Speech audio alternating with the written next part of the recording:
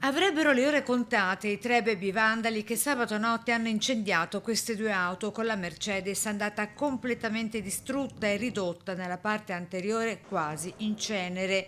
Prima il boato, poi le fiamme altissime, lo shock e la paura nel cuore della notte a Martellago. Mi hanno svegliato alle 2 dicendomi che una macchina ha preso fuoco e che dei ragazzi stavano scappando. Quindi da là si è iniziato tutti quanti le chiamate ai carabinieri e chi di dovere. A fuoco anche la Madonnina accanto al municipio. Oggi siamo tornati subito operativi e come vedete la Madonnina è stata ripristinata alla sua bellezza, perché un atto come quello che è successo l'altra notte non deve più succedere e Martellago non ci sta e dice di no.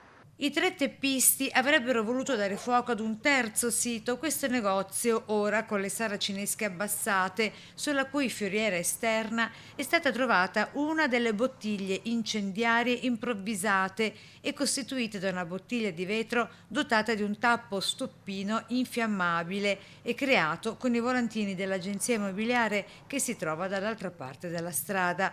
Poco lontano da qui una terza auto è sfuggita al raid incendiario dalle ragioni ignote e sembra ancora senza un perché, con scene da guerriglia urbana.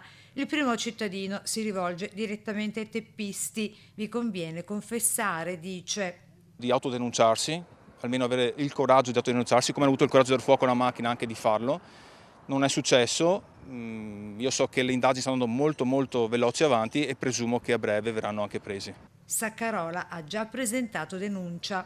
E ripeto, con l'indagine in corso e con l'aiuto dei cittadini sono sicuro che questi ragazzi verranno presi il prima possibile e avranno la loro pena.